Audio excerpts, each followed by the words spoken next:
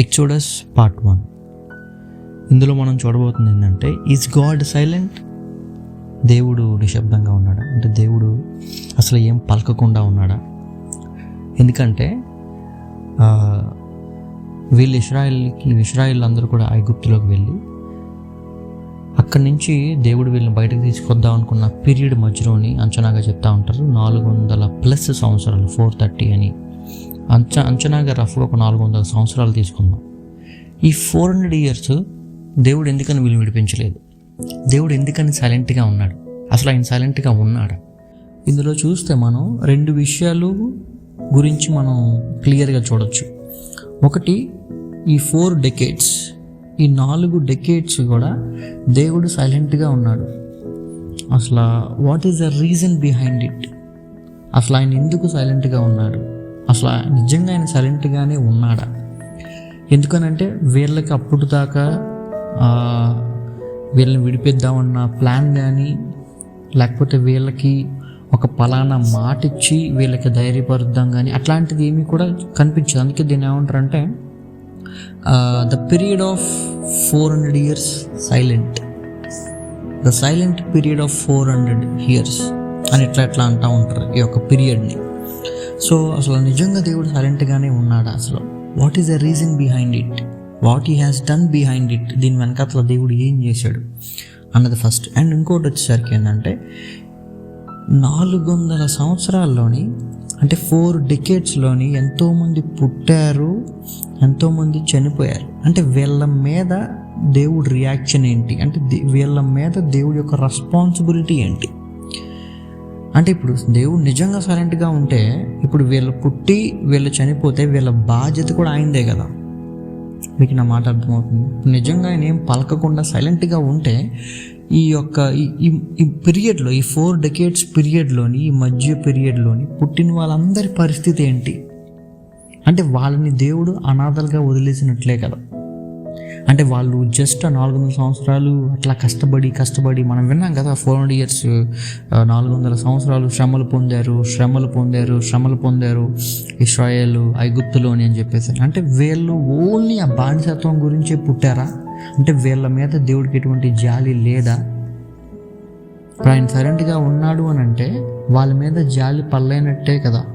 మరి ఆయనకి కరుణామయుడు, ఆయన ప్రేమ, ఇవన్నీ అంటూ ఉంటాం కదా. బట్ ఆయన నిజంగా సైలెంట్గా ఉంటే వీళ్ళందరినీ అనాథలుగా వదిలేసినట్టే కదా. సో ఈ 2 విషయాలు మనం ఈ వీడియోలో చూడబోతున్నాం. ఫస్ట్ది డీకోడ్ చేస్తే 50% సెకండ్ది మనకి అర్థమైపోతుంది. సో ఫస్ట్ది ఏమనుకున్నామంటే, మనం 400 సంవత్సరాలు గాడ్ ఈజ్ సో సైలెంట్ అంటే అసలు ఆయన చేసిన పని ఏంటి దీని వెనకాదల? దాని గురించి చూస్తే యాక్చువల్గా మన ఆదికాండానికి వెళ్తే, ఆదికాండం 15వ అధ్యాయం 1 నుంచి 5 వచనాలు. ఇక్కడ ఏమని ఉంటుందంటే చూడండి జాగ్రత్తగా. Some years later, the Lord spoke to the Abram in a vision. He said, Abram, don't be afraid. I will protect you from harm and I will give you a great reward. ఈ ఆదికాండం 15వ అధ్యాయం 1 నుంచి 5 వచనాలు కూడా దేవుడు Abram తోటి మాట్లాడుతున్నాడు. ఇక్కడ God is promising something to the Abram. Okay? Abram, don't be afraid.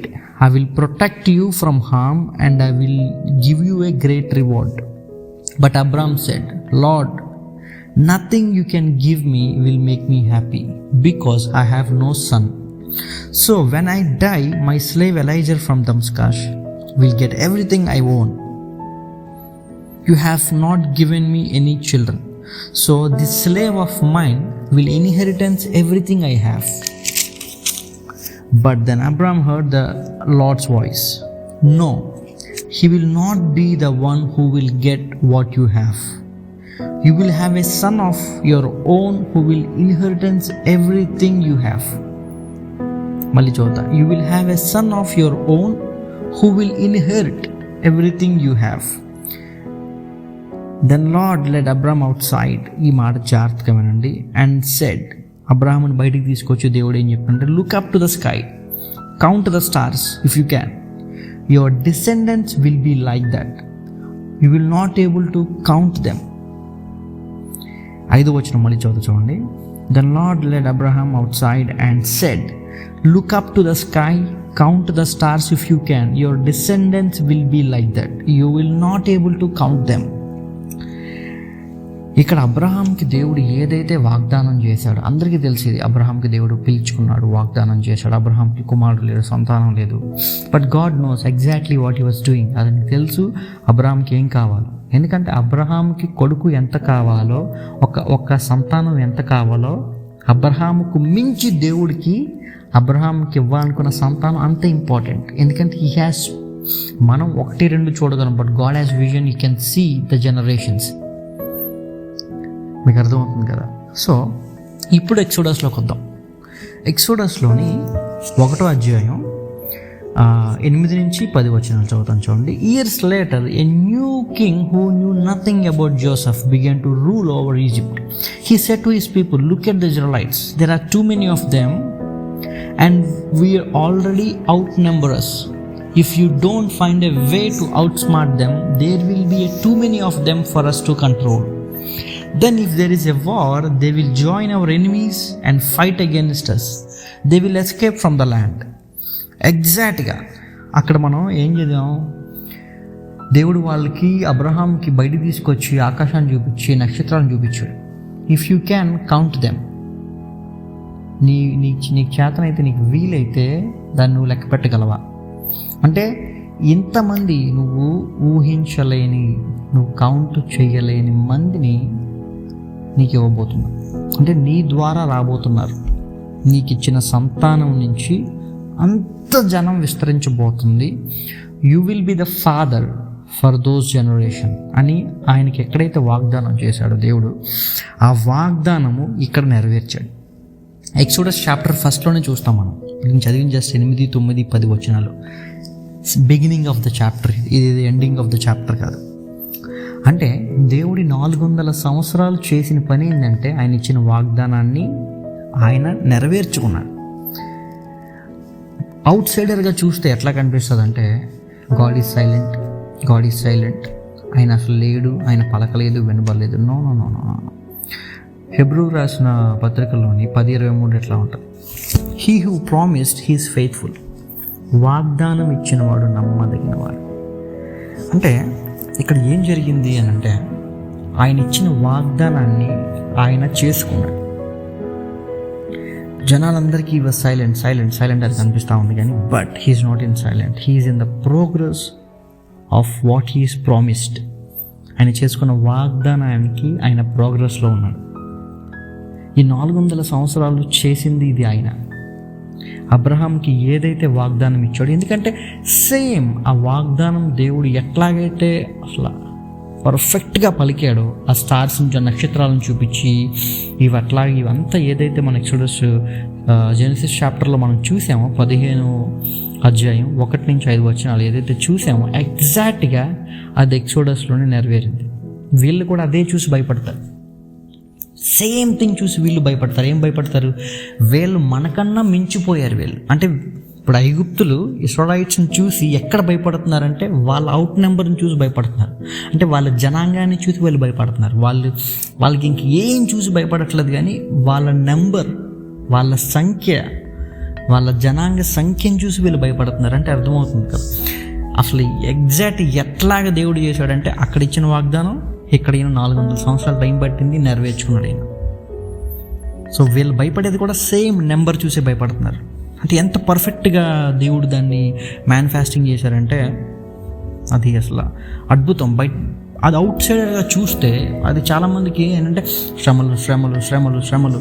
ఇప్పుడు అంటే ఇప్పుడు చెప్పండి, రెండో దాన్ని మనం డీకోడ్ మీకు ఆల్మోస్ట్ సగం అర్థమైపోయి ఉంటుంది. అంటే వీళ్ళ మీద జాలి లేదా, వీళ్ళ మీద దయ లేదా, దేవుడు సైలెంట్గా ఉన్నాడు.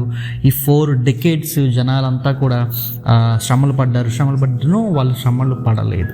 They have prepared to live like that. మీకు అర్థమైందా లేదా? వాళ్ళు పార్ట్ ఆఫ్ ద ప్రామిస్.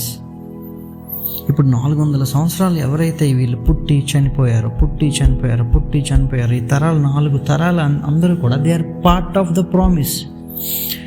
దేవుడు వాళ్ళకి కావాల్సిన రిసోర్సెస్ ఇచ్చాడు, దేవుడు వాళ్ళకి కావాల్సిన ఎనర్జీని ఇచ్చాడు, దేవుడు వాళ్ళకి కావాల్సిన ప్రతిదాన్ని ఇచ్చి వాళ్ళు దేనికోసమైతే వచ్చారో దే హ్యావ్ ట్రైన్డ్. మీకు ఇంకొక ఎగ్జాంపుల్గా నేను చెప్పాలంటే, ఇప్పుడు మన ఇండియన్ బోర్డర్స్లో, ఎవ్రీ కంట్రీ బోర్డర్స్లోకి వెళ్తే కొంతమంది సైనికులు, మిలిటరీ వాళ్ళు కానీ ఆర్మీ వాళ్ళు కానీ ఆ ఒక మంచు ప్రదేశాల్లోని అట్లా ఉండి గన్నలు పట్టుకొని వాళ్ళు ప్రొటెక్ట్ చేస్తూ ఉంటారు ఎంటైర్ కంట్రీని. ఆ ఒక బౌండరీస్లో ఉండి, సరిహద్దుల్లో ఉండి. మనం కాశ్మీర్లో ఎక్కువ చూడొచ్చు ఆ మంచు, కానీ అసలు -డిగ్రీలో ఉంటుంది, మంచు పడతా ఉంటుంది, వీళ్ళు డ్యూటీ చేస్తూ ఉంటారు.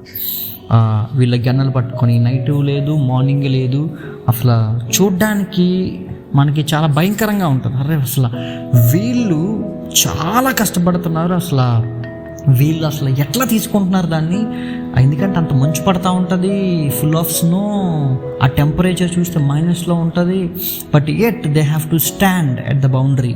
వాళ్ళు అక్కడ ఖచ్చితంగా నించుని తీరాల్సిందే, వాళ్ళు చేస్తూ ఉంటారు ఆ పని. అంటే మనం అవుట్ సైడర్గా చూస్తే మనకి అబ్బా వీళ్ళు చాలా కష్టపడుతున్నారు, వీళ్ళు అసలు ఎట్లాగా అంటే మీకు అర్థమవుతుందా? మన అవుట్ సైడ్గా చూస్తే మన వ్యూ వేరేగా ఉంటుంది, but come inside the circle, వాళ్ళ వ్యూ నుంచి మనం చూస్తే they have already prepared for it. వాళ్ళు అట్లా -డిగ్రీ టెంపరేచర్లో నించునే దానికి, వాళ్ళు ఆ బౌండరీలోని అట్లాగా దేశాన్ని ప్రొటెక్ట్ చేయడానికి mentally, physically they have trained. వాళ్ళు అట్లాగా నించోక ముందే they have trained mentally and physically. So కాబట్టి వాళ్ళ పాయింట్ ఆఫ్ వ్యూ నుంచి చూస్తే okay they have trained, so వాళ్ళు చేయగలరు. మీకు అర్థమవుతుందా? సో ఇక్కడ ఏంటంటే చూసే విధానం, పాయింట్ ఆఫ్ వ్యూ అనేది వెరీ ఇంపార్టెంట్. సో మనం అవుట్ సైడర్గా చూస్తున్నాం, వీళ్ళు శ్రమలు శ్రమలు శ్రమలు శ్రమలు శ్రమలు పడ్డారు. నో మ్యాన్, అసలు వీళ్ళు అక్కడ వాళ్ళు పడింది నీకు శ్రమలుగా పోర్ట్రేట్ చేయబడింది. సరే, ఇప్పుడు 430 సంవత్సరాల తర్వాతైనా వాళ్ళకి బాధ అనిపించింది. ముందు ఒక్కసారి కూడా వాళ్ళకి దేవుడిని మొరపెట్టినట్టు ఎందుకు రాయలేరు? మరి మీకు అర్థమవుతుందా? దేవుడిని ముందుగా ఫర్ ఎగ్జాంపుల్ ఒక డెకేడ్ అంటే ఒక 10 years వాళ్ళు పనిచేసి కష్టం వాళ్ళకి అప్పుడే తెలుసు కదా, వాళ్ళకి డే 1 నుంచి తెలుసు కదా. అట్లీస్ట్ ఒక 10 years, ఒక 200 years, ఒక 200 years తర్వాతైనా వాళ్ళకి ఆ పెయిన్ అనిపించి దేవుడిని మొరపెట్టినట్టు కానీ, అట్లీస్ట్ ఒక 300 సంవత్సరాల తర్వాత అయినా దేవుడిని వాళ్ళు మొరపెట్టినట్టు కానీ. ఎందుకంటే వాళ్ళు అప్పుడు దాకా వాళ్ళు ఎందుకు సైలెంట్గా ఉన్నారంటే దేవుడు వాగ్దానం ఇంకప్పటికీ నెరవేరలేదు. అక్కడ దేవుడు సైలెంట్గా లేడు, గాడ్ మేడ్ దెమ్ సైలెంట్. మీకు అర్థమవుతుందా? God is not silent, God made them Israelites silent. They provide everything what they need. వాళ్ళకి కావాల్సినవన్నీ ఇచ్చి వాళ్ళు విస్తరించడానికి కావాల్సిన ప్రతి సోర్స్ ఆయన ఇచ్చాడు.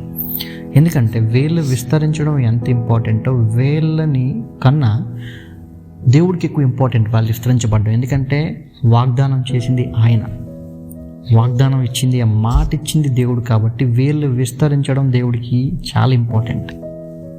ఎందుకంటే ఆయనకు ఒక టైటిల్ ఉంది కదా, the one who promised he's faithful అని. వాగ్దానం ఇచ్చిన వాడు నమ్మదగిన వాడు అన్న టైటిల్ ఆయనకు ఉంది. సో మీకు అర్థమవుతుందా? వాళ్ళు సఫర్ అవ్వలేదు. వాళ్ళు సఫర్ అయ్యి ఉంటే వాళ్ళు అంత విస్తరించేటవాళ్ళు కాదేమో. దే హ్యావ్ ప్రిపేర్డ్, అంటే వాళ్ళు ఈ 400 సంవత్సరాల్లోని మధ్య పుట్టిన జనాలందరూ కూడా దే హ్యావ్, అంటే వాళ్ళకున్న పర్పస్ ఏంటంటే they want to be part of the promise. వాళ్ళు ఆ ప్రామిస్లో పార్ట్ అవ్వడానికే వాళ్ళ పర్పస్, వాళ్ళ జీవిత లక్ష్యమే అది. వాళ్ళు పుట్టారు, వాళ్ళు విస్తరింపు చేశారు, వాళ్ళు చాలామందిని వాళ్ళు ఎక్స్పాండ్ అయ్యారు. వాళ్ళ టైం వచ్చింది, వాళ్ళు వెళ్ళిపోయారు. Next they came in another generation. వాళ్ళు వచ్చారు, విస్తరింపు చేశారు. మీకు అర్థమవుతుందా? దేవుడు వాళ్ళ మీద కావాల్సినవన్నీ వాళ్ళకి ఇచ్చి, అంటే హీఈస్ విత్ దెమ్. అవుట్ సైడర్గా చూస్తే మనకు ఆయన సైలెంట్గా కనిపిస్తాడు. అవుట్ సైడర్గా చూస్తే వీళ్ళకి దేవుడు ఏమి రిసోర్సెస్ ఇవ్వాలా, ఏమి ఇవ్వాలా, అది ఇవ్వాలా, ఇది ఇవ్వాలా అని కనబడుతుంది. బట్ ఇన్సైడర్గా చూస్తే ఇదంతా 400 ఏళ్ళలో పాసిబిలిటీ జరిగింది అంటే because God is with them, God is with Israelites. మీకు అర్థమవుతుంది కదా? సో ఇంకా ఆయనకి అర్థమైపోయింది, ఓకే దిస్ ఈజ్ ఇనఫ్, నా వాగ్దానము నెరవేరిపోయింది. So now it's time for fulfilment other promise. ఏంటి? వీళ్ళందరినీ కూడా నేనిచ్చే the land of promise, the promise land, అక్కడికి వీళ్ళందరినీ కూడా ఇక్కడి నుంచి విడిపించి వీళ్ళని సపరేట్ చేసి నా వాగ్దాన భూమికి తీసుకొని వెళ్ళాలి. ఆ టైం దగ్గర పడింది కాబట్టి వీళ్ళకి అప్పుడు శ్రమలా అనిపించింది. అప్పుడు వీళ్ళు శ్రమగా ఫీల్ అవ్వాలి, నాకు వీళ్ళు మొరపెట్టాలి. నేను ఆల్రెడీ ప్లాన్ చేసి ఉంచిన మోషేని ప్రిపేర్ చేసి వీళ్ళ దగ్గరికి పంపించాలి.